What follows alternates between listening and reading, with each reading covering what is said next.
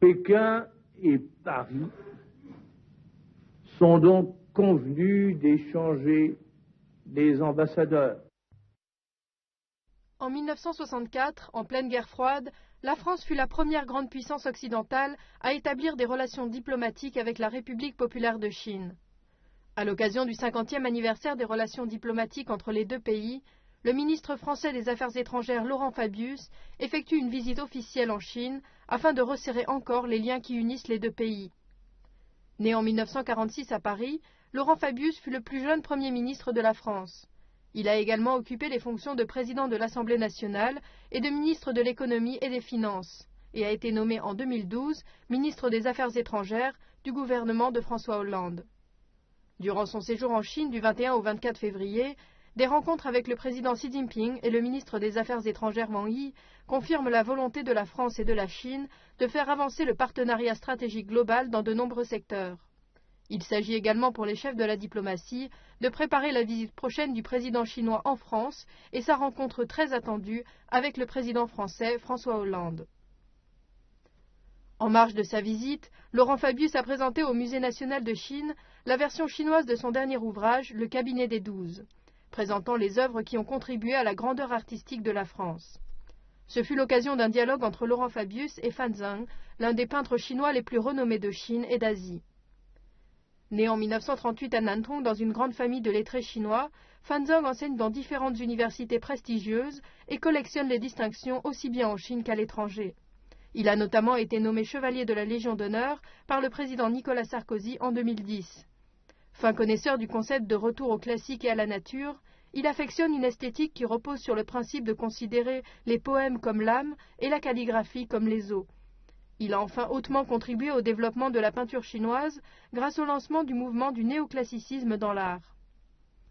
C'est également lui qui a rédigé la préface de cette version chinoise du cabinet des 12. Il a donc rencontré M. Fabius au Musée national de Chine pour un dialogue autour de la création artistique et des échanges culturels.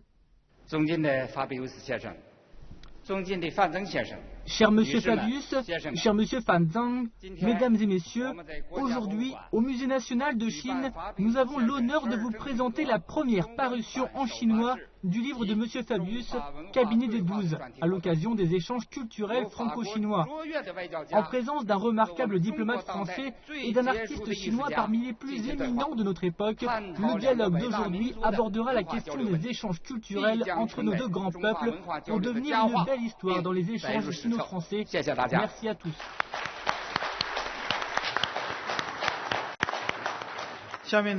Nous passons maintenant la parole à Monsieur Fabius et Monsieur Fan Zheng. Merci beaucoup. Je voudrais juste dire quelques mots. D'abord des mots de remerciement chaleureux. À vous, chers amis, dans ce dialogue, c'est un dialogue un peu inégal, parce que vous êtes un créateur et moi je ne suis qu'un commentateur. Mais je voudrais dire mon estime et mon admiration pour ce grand maître qu'est M. Fan Zheng. Et j'ai beaucoup admiré sa préface. Et j'admire son œuvre. Je voudrais aussi remercier tous ceux qui ont permis cette traduction, qui a tout simplement pour objectif de permettre aux quelques Chinois qui ne lisent pas couramment le français de se familiariser avec les œuvres françaises que j'ai voulu, dans ce livre, analyser. À vrai dire, il n'y a pas d'art spécifiquement français. L'un des traits de l'art, c'est qu'il est toujours universel. L'œuvre d'art est avant tout un passage, un échange. Entre qui et qui? Entre le créateur, le spectateur et cet objet qui est l'œuvre d'art. Lorsqu'on cite des noms qui sont illustrés ici, je vois Quentin de la Tour, Ingres, Matisse, Soulages, Renoir, Monet, Caillebotte, Picasso et de Staël, ce sont des créateurs qui, d'une manière ou d'une autre, ont illustré l'art français. Mais le trait de l'art français, lié probablement à l'histoire et à la géographie, c'est qu'il opère toujours un brassage universel. Et c'est cette dimension universelle et en même temps spécifique qui, je crois, est intéressante. Ce livre de M. Fabius est comparable à la philosophie de l'art de Hippolyte Taine, un ouvrage que tous les peintres chinois ont lu. Il présente l'art à travers l'environnement géographique et les sciences humaines. Mais le génie de Fabius réside dans ce qu'il décrypte l'âme des artistes et leur évolution à travers l'histoire.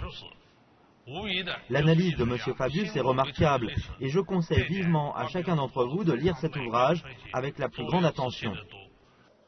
Un autre aspect remarquable du travail de M. Fabius est qu'il nous dit que ces tableaux ne peuvent être vus uniquement comme des tableaux français. Ce n'est pas possible. Pourquoi ? Prenez par exemple les tableaux de Vermeer, qui était un néerlandais, et ceux de peintres français. Il n'y a pas de grande différence. Prenez les tableaux de Rembrandt et des peintres romantiques, Géricault, Delacroix. On ne peut pas dire que le trait employé soit français. Alors que nous, Chinois, pouvons dire que nous faisons de la peinture chinoise, car il n'y a pas de style similaire au nôtre. Je voudrais ajouter 2 commentaires. Là, il y a une reproduction d'une cathédrale de Monet. Monet a peint 28 cathédrales. Il était installé à Rouen, puisque c'est la cathédrale de Rouen, dans un atelier de confection pour dames. Il s'était fait construire un petit abri, et là, tous les jours, pendant plusieurs mois, il était face à la cathédrale.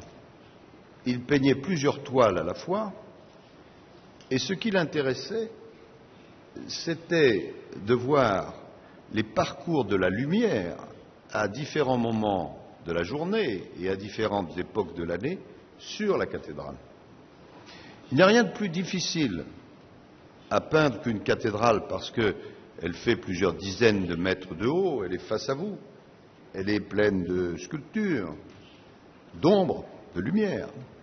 Et il faut rendre tout cela dans une toile qui, en fait, est plus petite que cette reproduction. L'œuvre date de 1894. Quand on l'examine, il y a presque 100 000 touches de couleurs sur l'œuvre. Et ce que Monet a voulu faire, ce n'est pas une cathédrale, c'est un tableau sur la lumière. Et au fond, si on regarde les œuvres d'art dans la peinture occidentale, vous avez plusieurs moments. Pendant toute la période classique, il y a le plus souvent une petite lumière dans le tableau. Alors vous pouvez voir le tableau parce qu'il y a la lumière du jour ou la lumière artificielle. Mais il y a toujours une petite lumière dans le tableau qui éclaire la scène. Et on essaye de protéger le tableau de la lumière parce que si la lumière du jour frappe le tableau d'une manière trop forte, la peinture en est abîmée. Ça, c'est une période. Donc la lumière existe dans le tableau, mais on se protège d'elle. Ensuite, il y a Monet, qui, lui, essaye et réussit à montrer comment un objet est transfiguré par la lumière. Si vous avez la curiosité, certaines reproductions sont dans le livre, de voir les différentes cathédrales, certaines sont grises, d'autres sont jaunes, d'autres sont roses, mais c'est toujours la même cathédrale, transfigurée par la lumière. C'est une autre étape. Et puis il y a un troisième peintre qui est là-bas, qui s'appelle Soulages, qui est un homme de grand talent, contemporain. Et lui, c'est un nouveau stade.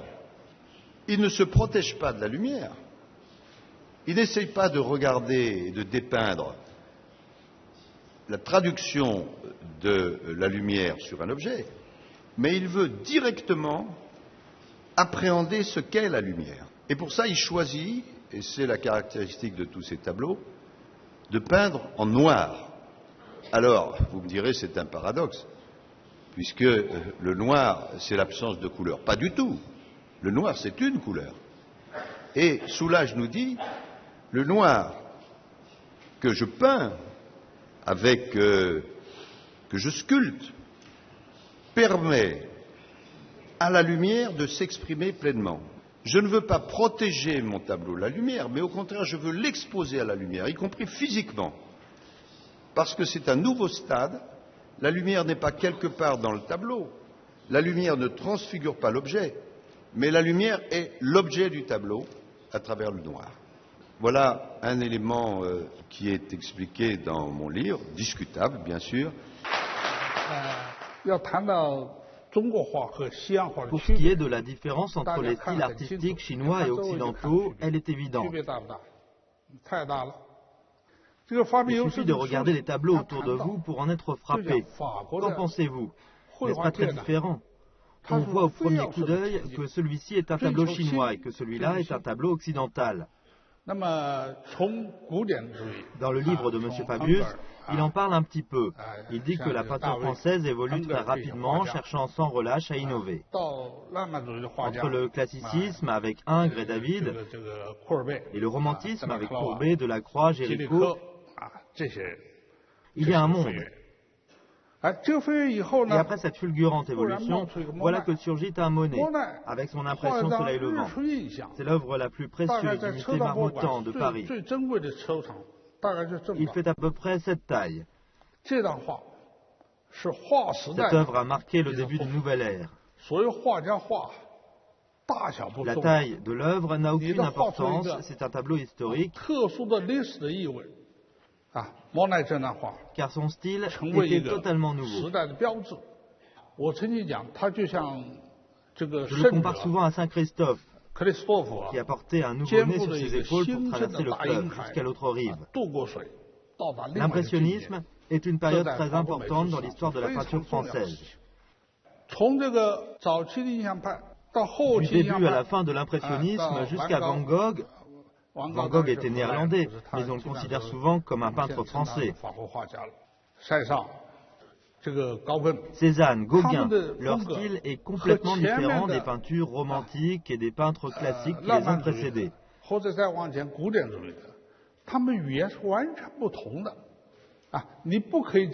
peut absolument pas confondre un Cézanne ou un Van Gogh avec un Delacroix ou un Géricault.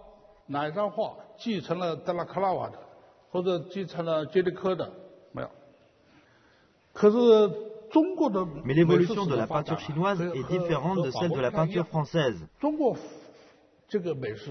La peinture chinoise est très conservatrice.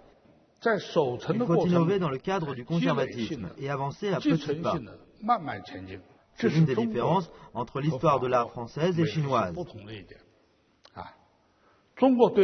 Pourquoi un tel conservatisme? Parce que la culture chinoise est vraiment très riche. Alors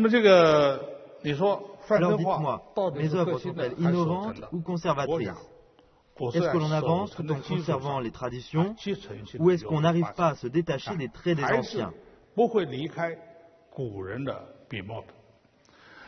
Car le style chinois et le style occidental ont une différence énorme, qui est que la peinture chinoise est réalisée au pinceau et à l'encre. Une fois le pinceau posé, on ne peut plus modifier le trait. Les peintures chinoises ne sont au final qu'une composition de traits d'encre. C'est donc très différent de la peinture à l'huile occidentale que l'on peut recouvrir, corriger. Les exigences techniques sont donc très hautes.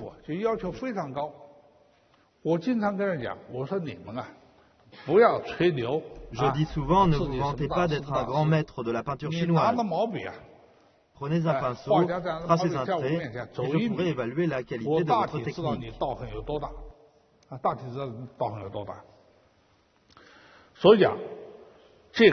La formation à la peinture chinoise est donc absolument nécessaire. Il y a 3 conditions à la pratique de la peinture chinoise. qui ne sont pas nécessaires à la peinture occidentale. La première, c'est que la peinture chinoise doit obligatoirement être accompagnée d'une réflexion philosophique. Regardez mes tableaux. Ils respectent le vide et le plein.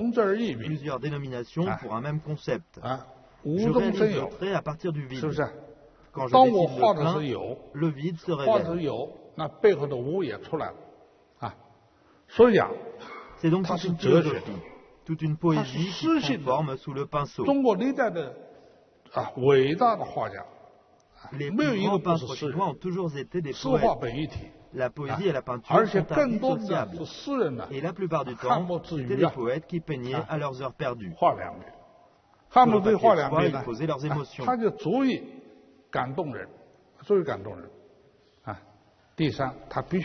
le peintre se doit d'être un calligraphe. Si l'œuvre n'embrasse pas tout à la fois philosophie, poésie et calligraphie, ce n'est pas de la peinture chinoise. On ne peut innover que sur la base des traditions ancestrales.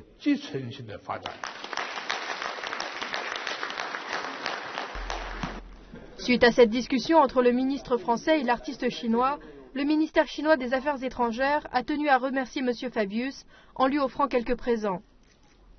Merci beaucoup.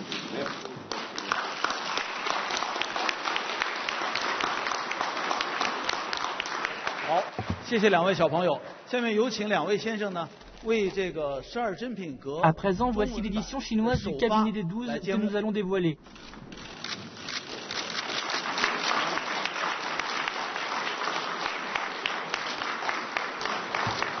Sur l'une des pages de garde du livre se trouve le sceau offert à Laurent Fabius par l'un des plus grands graveurs de sceaux chinois contemporains, un sceau qu'il a créé spécialement pour le cabinet des 12 et sur lequel on peut lire le titre du livre en chinois.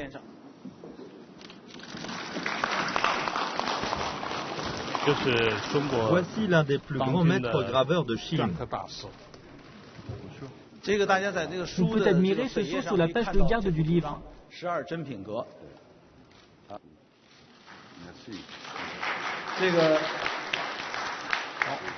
On remercie chaleureusement M. Wang Yuzhong qui a réalisé ce sceau.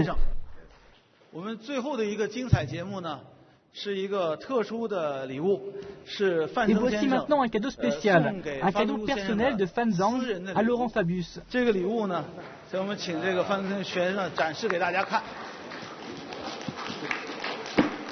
C'est une calligraphie qu'il a réalisée lui-même de la préface qu'il a écrite pour le cabinet des 12.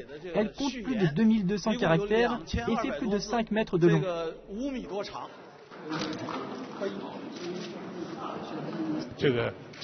J'ai passé toute une journée à réaliser cette calligraphie pour exprimer le grand respect que porte l'université de Nankai et le peuple chinois à M. Fabius. C'est un cadeau qui vous est personnellement destiné. C'est moi qui vous l'offre à vous personnellement. Ce n'est pas un cadeau pour le ministère des Affaires étrangères. Vous pouvez le ranger. Merci à M. Fan Zhang pour cette précieuse calligraphie.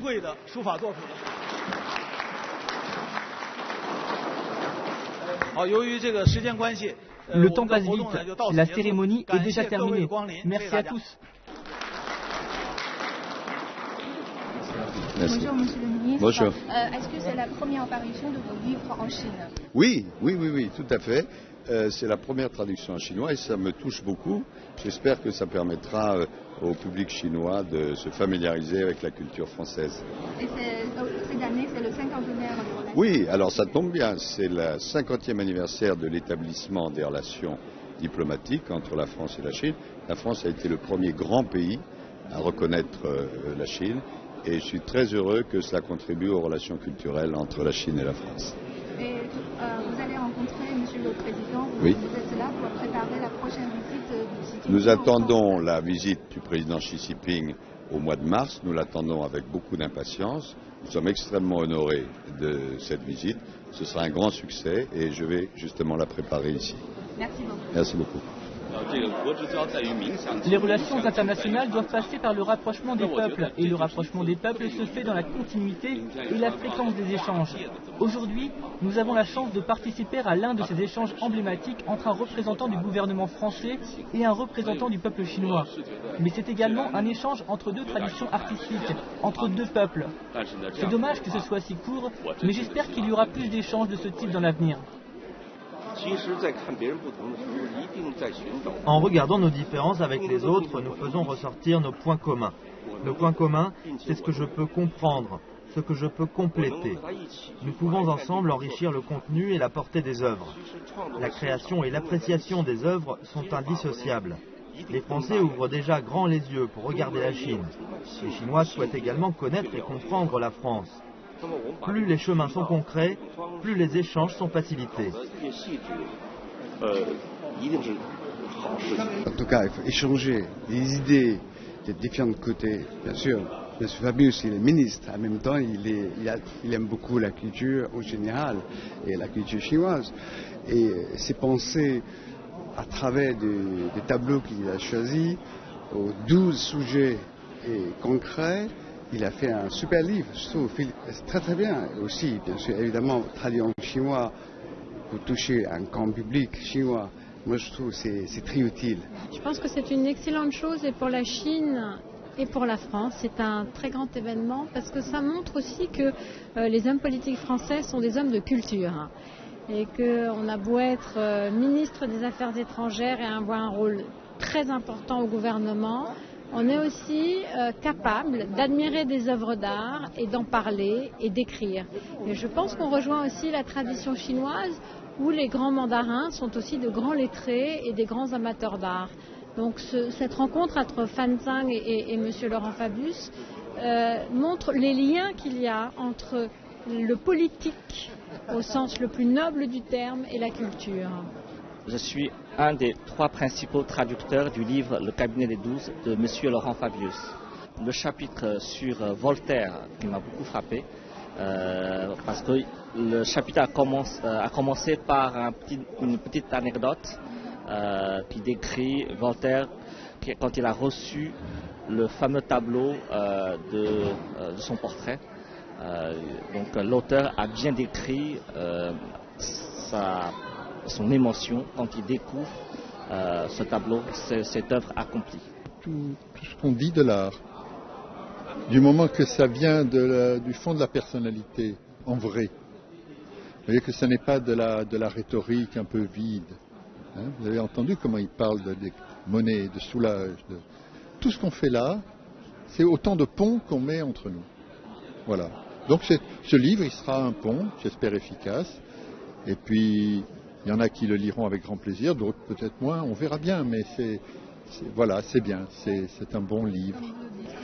Moi, je pense qu'on est entré dans une époque d'échange, mais ça reste encore assez limité. On a toujours 2 tendances aujourd'hui, ou bien ce sont des gestes, disons, de l'État, ou bien ce sont des gestes individuels, mais souvent très limités, dans la mesure où c'est limité par les contacts, c'est limité par la capacité d'accueil et de réception d'une galerie ou d'une ville.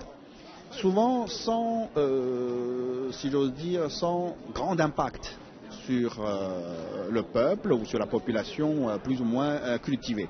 Donc je crois qu'il y a beaucoup de choses à faire parce que la Chine et la France sont 2 grands pays de l'art et de culture. Et aujourd'hui, par exemple, l'art contemporain chinois est très demandé dans le monde entier. Et puis en même temps, on commence à comprendre de nouveau l'art classique chinois. Hein, c'est-à-dire, donc il y a à la fois le passé, le présent et même le futur. Hein. Donc je crois qu'il y a beaucoup de possibilités d'échange et de collaboration. Et je suis sûr qu'on peut s'attendre à une meilleure rencontre.